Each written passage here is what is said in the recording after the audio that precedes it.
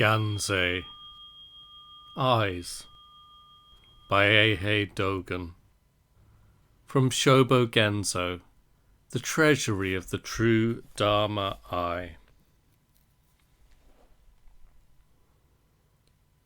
If kotis of thousand myriad kalpas of learning in practice are gathered together in a happy circle, it will be 84,000 eyes. My late master Tendo, the eternal Buddha, while the master of Suiganji Temple, in formal preaching in the Dharma Hall, addresses the assembly as follows. Pure the autumn wind, bright the autumn moon, earth, mountains and rivers are clear in the eye. Suigan blinks, and we meet afresh, sending staffs and shouts by turns. They test the patch-robed monk. Testing the patch-robed monk means verifying whether he is an eternal Buddha. The hub of the matter is that earth, mountains and rivers send staffs and shouts charging forth by turns, and he calls this blinking. The vigorous state realized like this is the eye. Mountains, rivers, and the earth are a creative occurrence, such as clear manifestation of the eye, not happening. This is the autumn wind being pure, which is perfect maturity.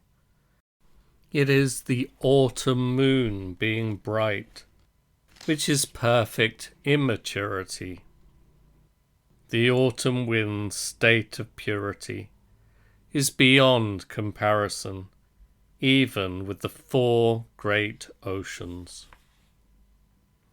The autumn moon's state of brightness is clearer than 1,000 suns and moons. Purity and brightness are mountains, rivers, and the earth, which are the eye. The patch-robed monk is a Buddhist patriarch, one who, without preferring great realization, without preferring non-realization, and without preferring before or after the sprouting of creation, is the eye itself. This is a Buddhist patriarch. Verification is the clear manifestation of the eye, is the realization of blindness, and is the vivid eye itself.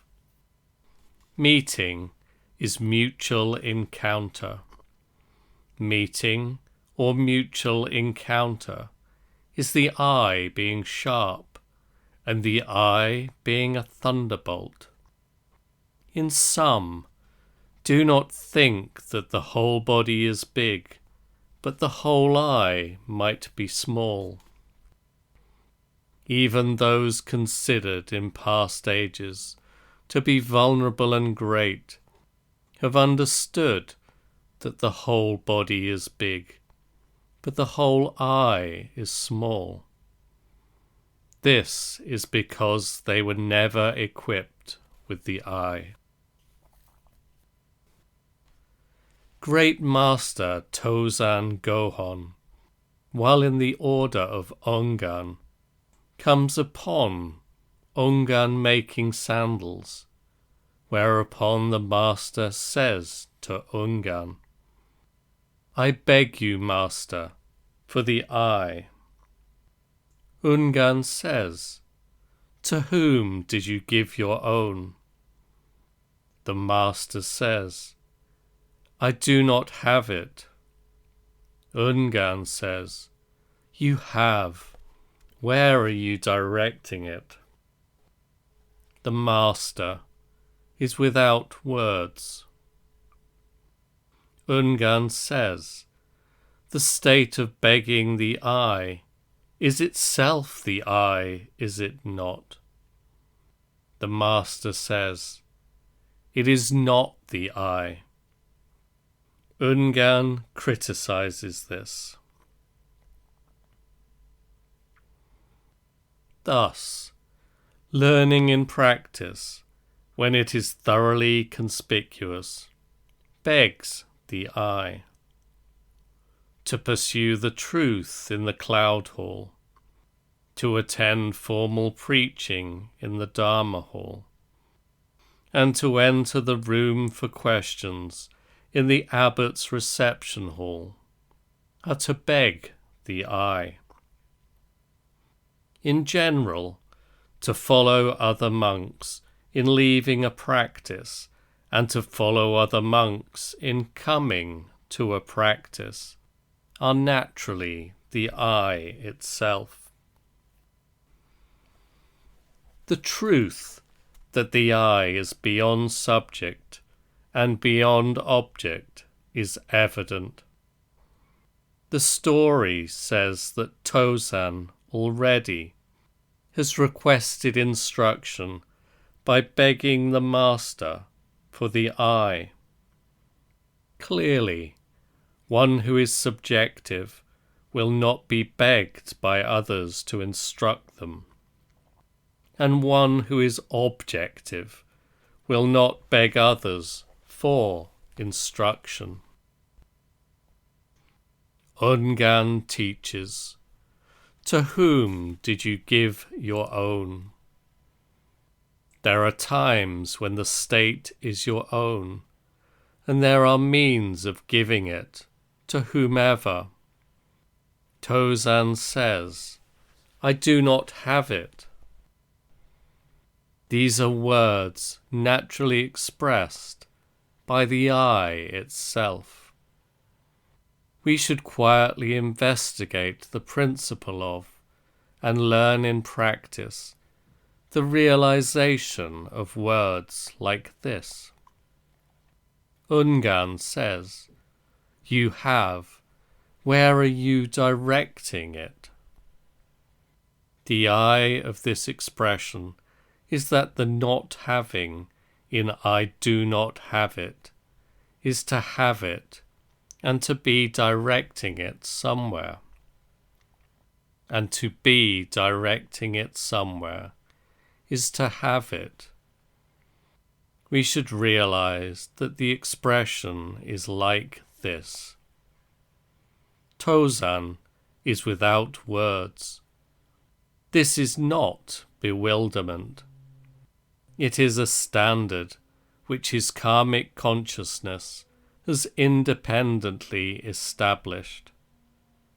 Ungan instructs, the state of begging the I is itself the I, is it not?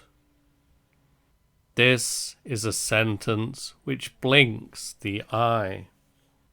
It is the vivid shattering of the I. The point expressed here by Ungan is that the I begs the I. Water draws water. Mountains line up with mountains. We go among alien beings, and we live among our own kind. Tozan says, it is not the I. This is the I singing out by itself, where body, mind, intellectual recognition, forms and grades, which are not the I, are present. We should meet that state as the vivid I manifesting itself. The Buddhas of the 3 times, standing on the ground, have listened to the I turning the great wheel of Dharma, and preaching the great wheel of Dharma.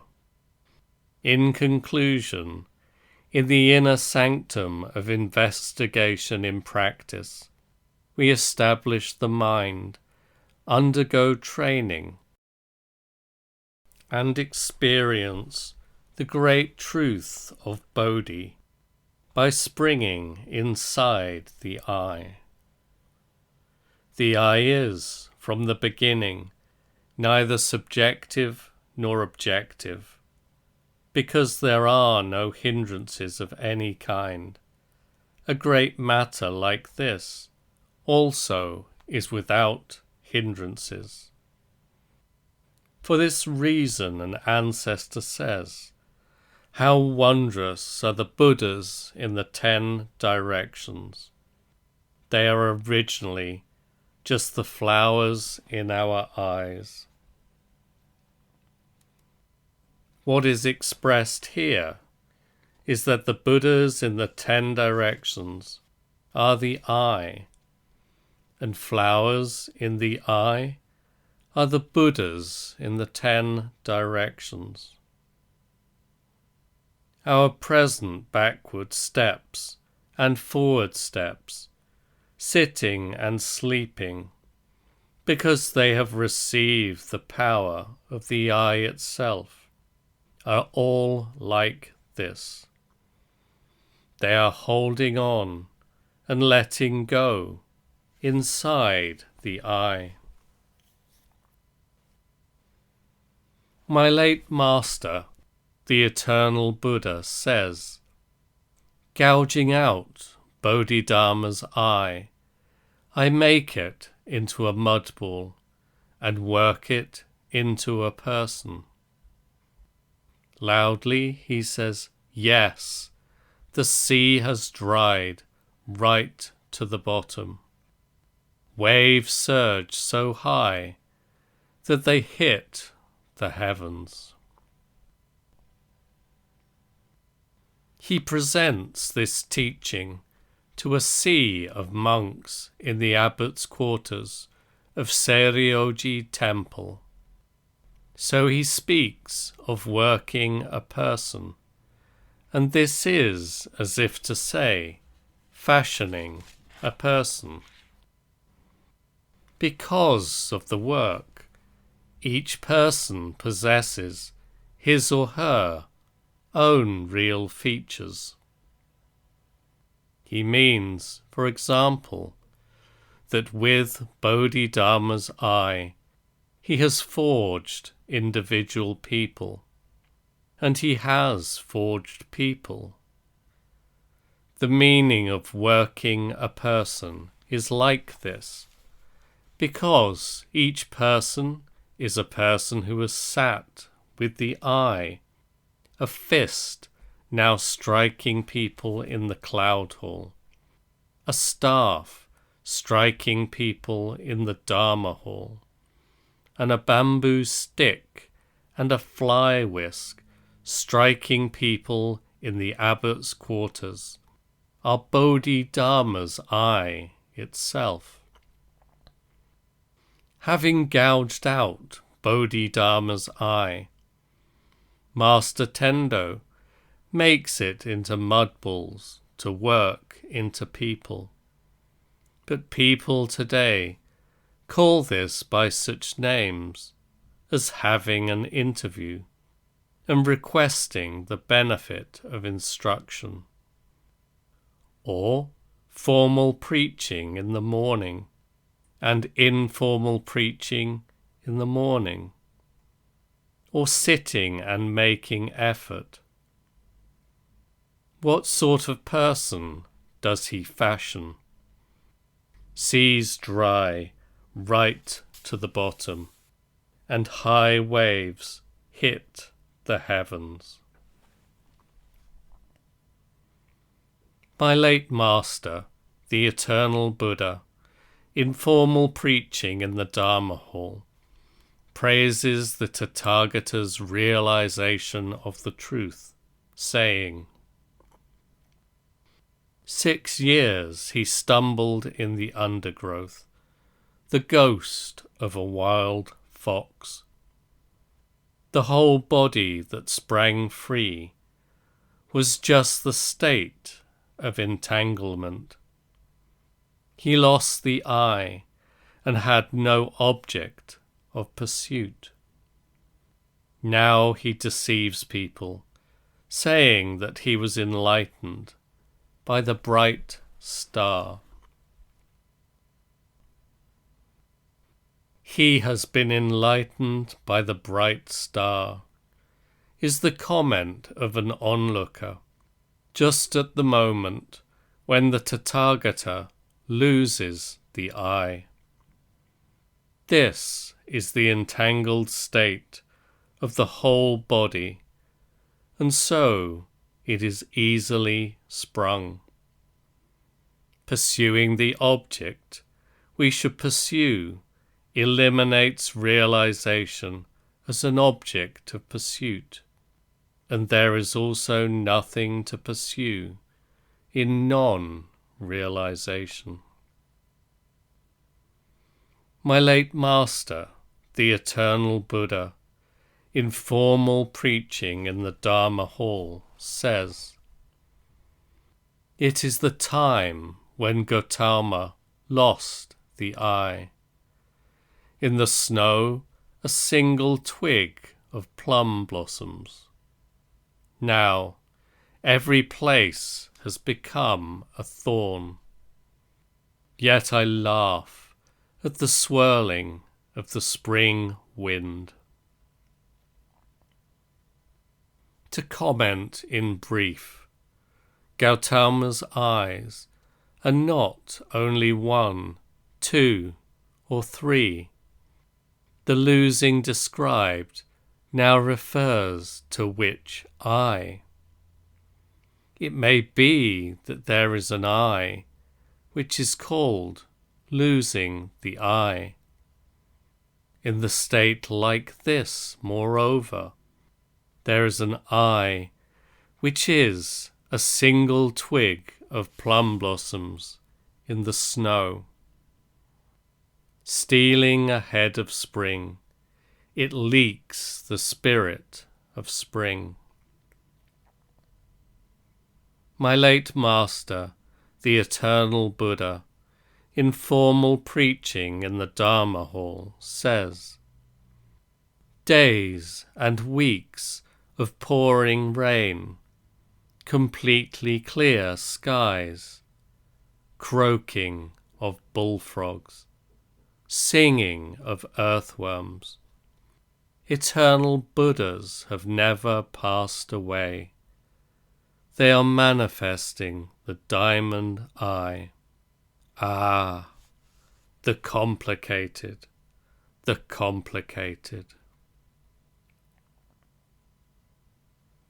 The diamond eye is days and weeks of pouring rain, is completely clear skies, is frogs croaking and worms singing.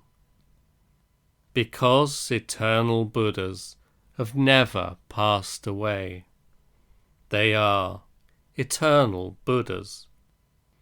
And even when eternal Buddhas pass away, their passing is never the same as the passing of people who are not eternal Buddhas. My late master, the eternal Buddha, in formal preaching in the Dharma Hall, says, "The sun in the south grows distant. Inside the eye shines light. Inside the nostrils passes breath." The endless continuation of the present, the winter solstice and New Year's Day, the growing distant of the sun and moon, all are free of connectedness. Such is the shining of light inside the eye, and the viewing of mountains in the sun.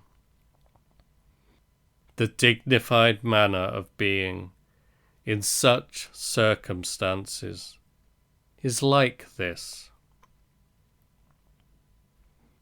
My late master, the eternal Buddha, while at Jojiji Temple in Rin'an City, gives the following formal preaching in the Dharma Hall.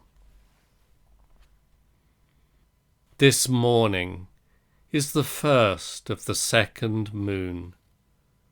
The eyes of the fly whisk are bulging out, as bright as a mirror, as black as Japanese lacquer. Instantly they spring out and swallow the cosmos in one gulp. Yet the students of this monk are still battering into fences and battering into walls. In conclusion, what? Having given all, I am laughing heartily, and leave everything to the vagaries of the spring wind. The battering into fences and battering into walls described now is the totality of fences themselves battering, and the totality of walls themselves battering. There is this I. This morning, the second moon, the first. These are each concrete instances of the I, and they are called eyes of the fly whisk, because they spring out instantly. It is this morning. Because they swallow the cosmos hundreds of thousands of times. It is the second moon. A moment of giving all is the first. The realized vivid state of eyes is like this.